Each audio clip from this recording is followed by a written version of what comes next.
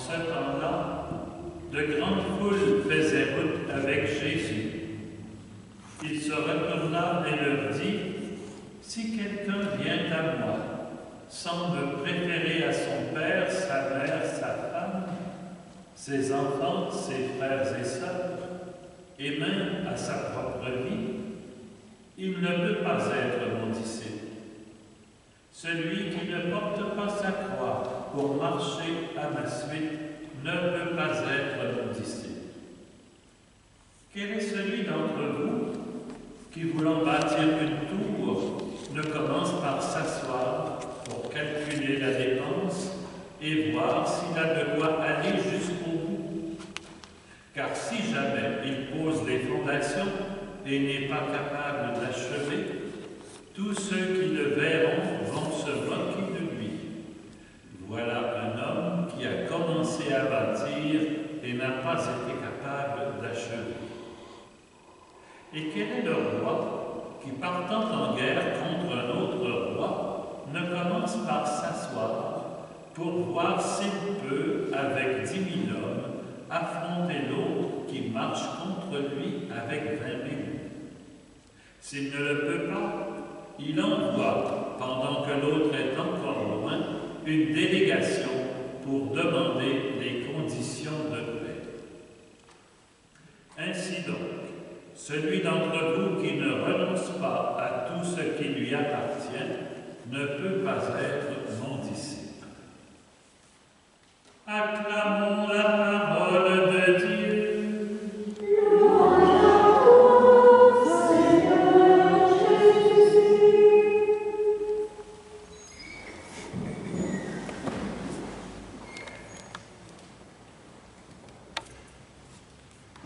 Frères et sœurs, quel homme ou quelle femme peut découvrir les intentions de Dieu?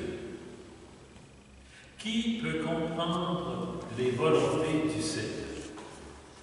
D'ailleurs, si vous vous posez la question aujourd'hui, immédiatement, posez-vous-la, quelle est la volonté de Dieu sur moi?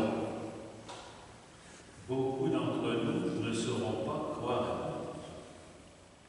Et ce sont là les questions que nous avons entendues dans la lecture extraite du livre de la sagesse.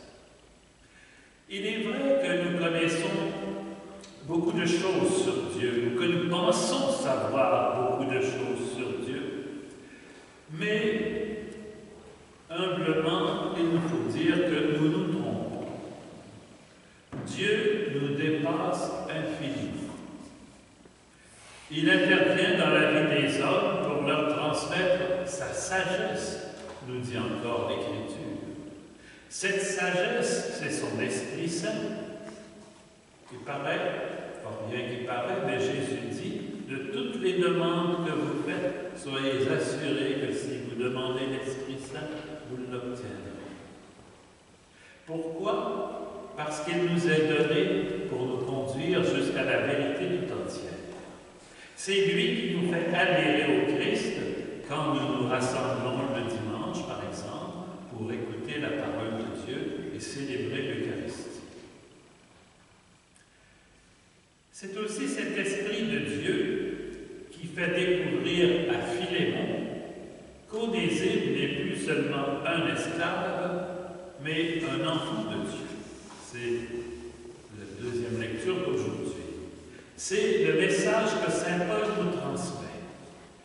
Il nous montre toute la délicatesse de Dieu, de son amour, tout l'amour que Dieu met dans le cœur de ses disciples dont nous sommes. Et c'est saint Paul a accueilli Onésime dans sa prison, il lui a parlé de l'amour du Christ, et finalement, Onésime, par je ne sais quel éveil spirituel, a demandé le baptême. C'est-à-dire qu'il a pu comprendre, on peut penser, le message de l'Esprit Saint pour lui, comme beaucoup de nos contemporains le découvrent aussi. Et à travers cette lettre à Philémon, nous découvrons toute la délicatesse de Dieu, non seulement pour Onésime et pour saint Paul, mais pour chacun et chacune de nous.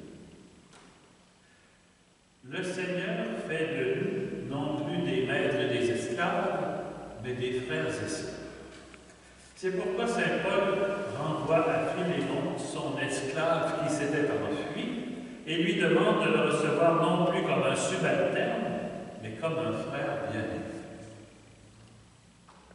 Saint Paul tente ainsi de transmettre à Philémon la sagesse de Dieu et ce qu'elle a accompli chez Onésime.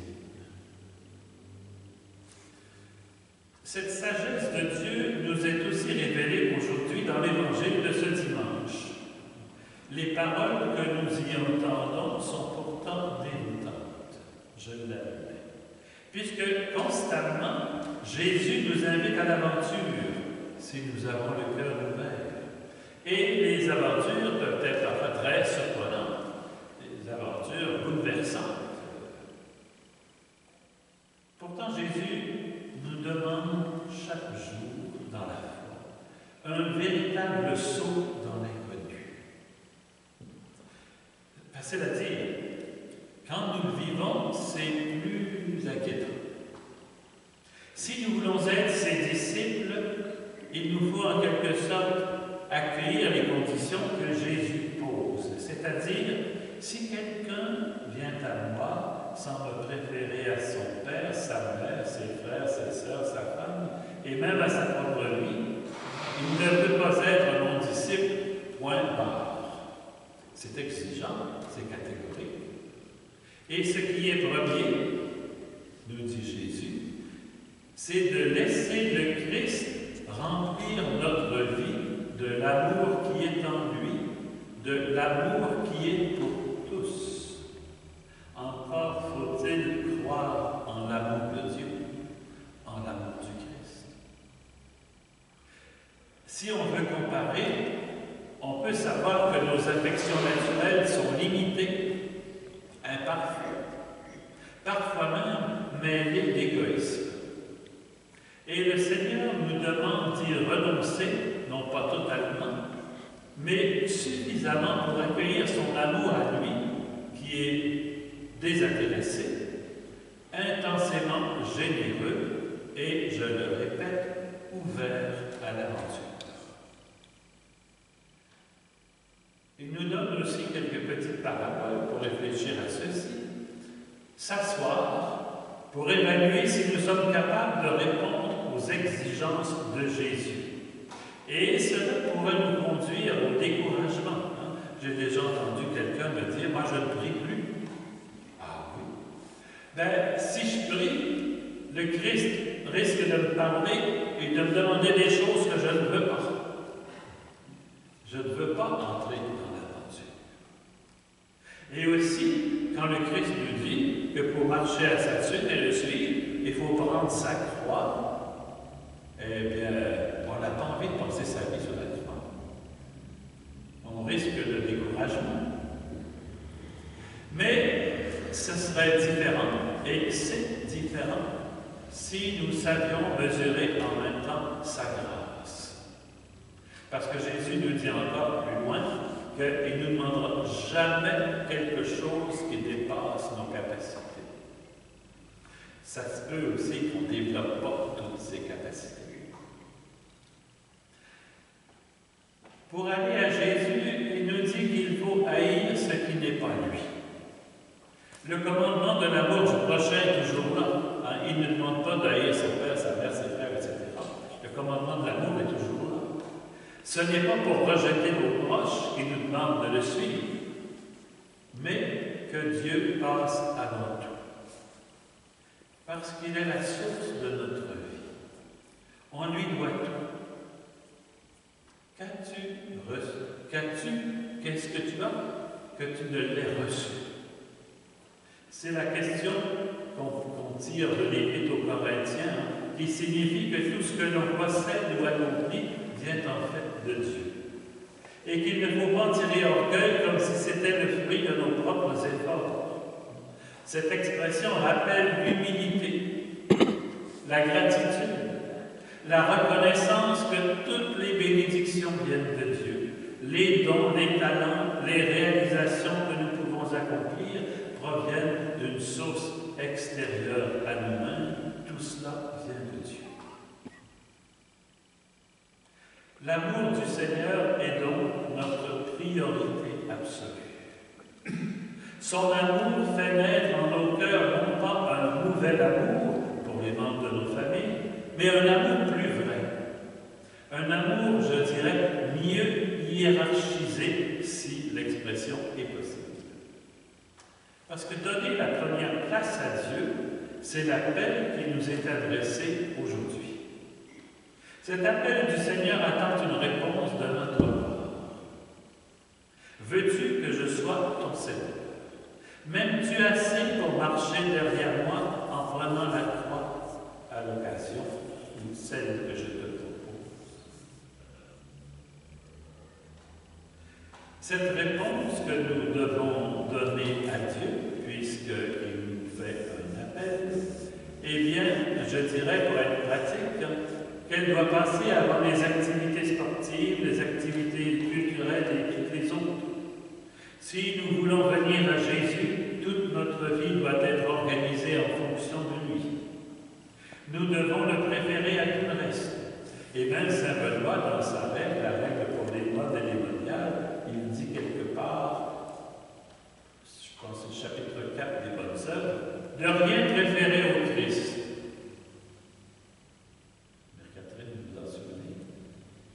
C'est bien le chapitre 4. Être disciple du Christ, eh bien, ça ne va pas de soi. C'est difficile, c'est exigeant. Et celui ou celle qui veut suivre Jésus, Jésus nous dit qu'en donnant, on doit réfléchir à lui. On doit se demander si nous sommes prêts à tout mettre en œuvre pour le faire sérieusement. Si ce n'était pas le cas, on serait comme celui qui veut bâtir une tour, mais qui n'a pas assez d'argent pour l'achever. De même, celui qui veut partir en guerre va commencer par s'asseoir et réfléchir. C'est encore plus vrai si nous voulons devenir disciples du Christ. C'est-à-dire que nous devons être lucides sur nos moyens et sur nos faiblesses.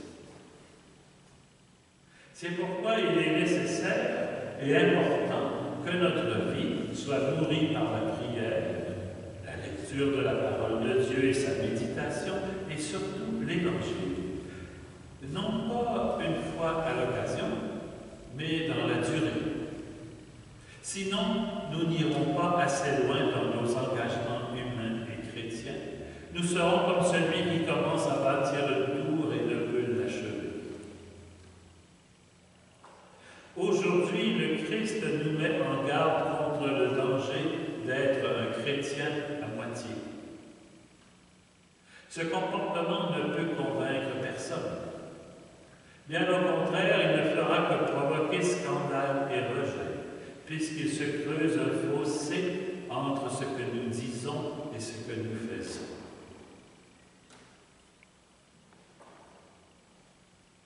Ou la manière dont nous vivons. Alors on aura raison de se moquer de nous, comme dans la parabole de l'Évangile. Voilà un homme qui a commencé à bâtir et n'a pas été capable d'achever. Mais si nous donnons à Dieu la première place, sans y mettre de conditions, alors notre vie trouvera le bon cap. Le faire à moitié, ça ne marche vraiment pas. Nos trois lectures d'aujourd'hui nous révèlent donc la sagesse de Dieu. Elles nous disent l'amour passionné du Seigneur qui veut le salut de tous les hommes. Et en réponse, nous ne pouvons pas nous contenter de quelques petites prières. L'important, c'est de vraiment marcher à la suite du Christ et de nous laisser transformer par lui. On va dire, mais la transformation, ça n'a pas l'air grandiose, ça n'a pas l'air de fonctionner beaucoup. Est-ce que ce n'est pas plutôt notre résistance qui est énorme? Devenir disciple suppose de prendre une décision, et cela implique un temps de discernement. C'est de savoir si on a les moyens d'atteindre son but, comme le suggère le bâtisseur de la tour, qui se prépare à la guerre. Il ne s'agit pas de se décourager ou de décourager ceux qui se sentent appelés à suivre le Christ, mais de les faire sortir de l'illusion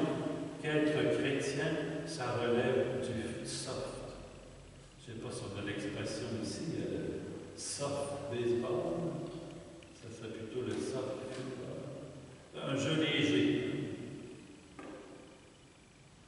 Alors il n'est pas possible d'être disciple sans opérer des choix, sans rencontrer des épreuves et sans soutenir des combats. La première chose que nous allons découvrir, je pense bien, ce sera notre incapacité. Et découvrir notre incapacité, c'est l'occasion de demander le secours de Dieu dans la prière, pour qu'il nous donne la force de l'esprit, ce don qui ne peut être refusé. Alors peut-être pourrons-nous venir au Christ sans lui préférer même ce qu'ils ont de plus cher, le Père, la Mère, la famille, etc. Et Jésus dit même notre propre vie. D'ailleurs, il veut dire qui veut sauver sa vie la perd, et qui la perd pour moi la sauve. Ce qui ne peut se concrétiser sans que nos proches professent la même foi. Parce que on peut parfois être isolé dans notre démarche de foi. Combien de gens vont nous dire le Seigneur n'en demande pas autant? Tranquillise-toi. C'est exagéré. Pourtant, plus encore, il s'agit de partager le destin de Jésus, même lorsque les persécutions ou les vexations se profilent à l'horizon.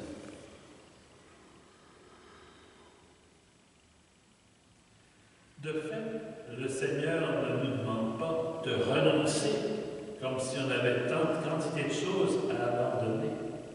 Il nous demande de vivre notre vie mue par l'amour. D'ailleurs, saint Paul le dira dans la première épître aux Corinthiens, chapitre 13, « Si je n'ai pas l'amour, je ne suis qu'une cymbale retentissante. » J'ai été surpris un jour que je préparais un mariage. Je leur avais demandé quel texte désirez-vous pour la célébration. Et la jeune fille s'est mise à réciter par cœur le chapitre 13 de l'Épître aux Corinthiens. J'étais étonné. Moi, je n'y parviendrai pas. Et combien d'entre nous y parviennent? Ça veut donc dire que la parole de Dieu, lorsqu'elle nous touche en profondeur, elle nous fait avancer ou marcher ou traverser, je ne sais pas comment on peut appeler ça, mais quand je dis que le Seigneur nous appelle à l'aventure, c'est qu'il nous appelle à un dépassement. Et c'est grandiose, hein, parce que, voyez-vous, tous les compétiteurs sportifs, peu importe le type de sport qu'ils conduisent, veulent toujours se dépasser, parvenir à un record. Alors, comme chrétiens et comme chrétiennes, choisissons-nous d'accomplir ou de réaliser